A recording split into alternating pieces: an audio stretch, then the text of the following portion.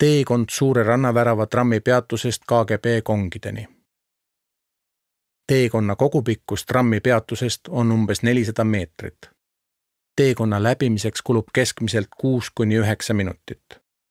Peamine liikumine kulgeb läbi Tallinna vanalinna, kus sõiduteed on kaetud munakivi sillutisega ning kõnniteed on kitsad ja kõrgete äärekividega. Teekonna võiks läbida Pika tänava paremal poolel, sest sissepääs kongidesse jääb tänava just sellele küljele. Kopli kesklinn suunalt tulejale. Peale Kopli kesklinn suunaliselt trammilt maha astumist pööra paremale ja astu paar sammu edasi. Peatuses on ootepaviljon ja prügikast. Pööra peale neid vasakule. Kesklinn Kopli suunalt tulejale. Peale kesklinn Kopli suunalise trammilt maha astumist pööra vasakule.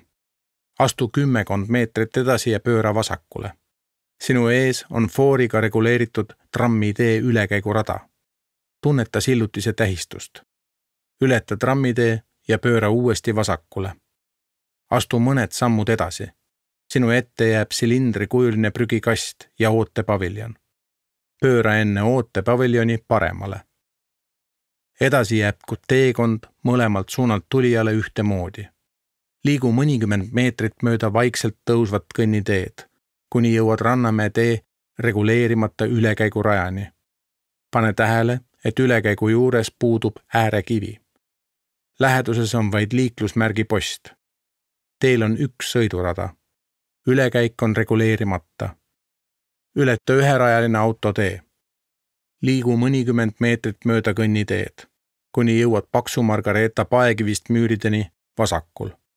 Kõnnitee on siiani umbes 2,5 meetrit lai, sile ja tasane. Liigu veel mõned meetrid edasi, kuni möödud Paksu Margareeta puidust uksest.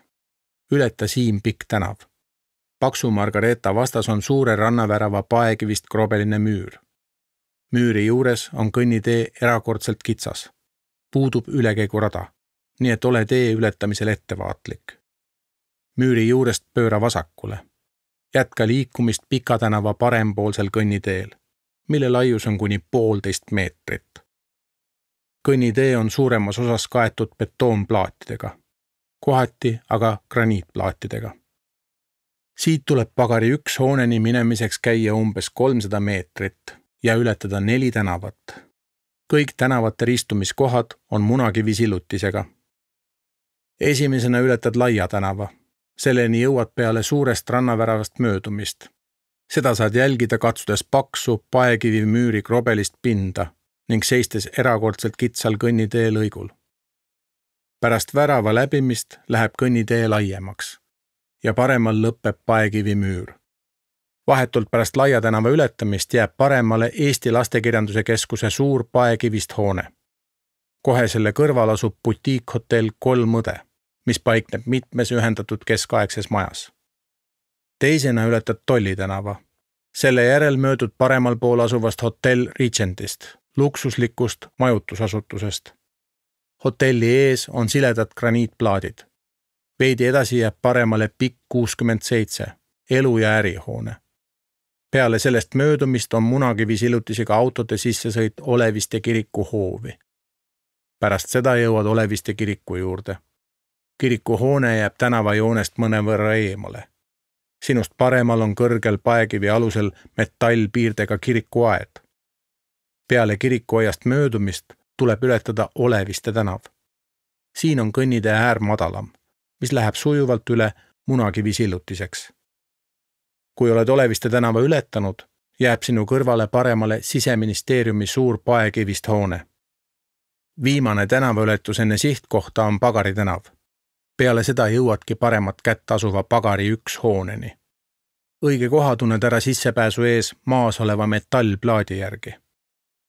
Hoone fassaadil on silt Pagari 1, Pikk 59. Sisenemiseks tuleb astuda alla 3-astmelisest trepist. Trepi astmed on umbes 18 sentimeetrit kõrged. Trepi ääres on metallist käsipuu, mis viib keldrikorruse sissepääsuni. Siin soklikorrusel asuvad KGB vangikongid, mis on Vabamu filiaal.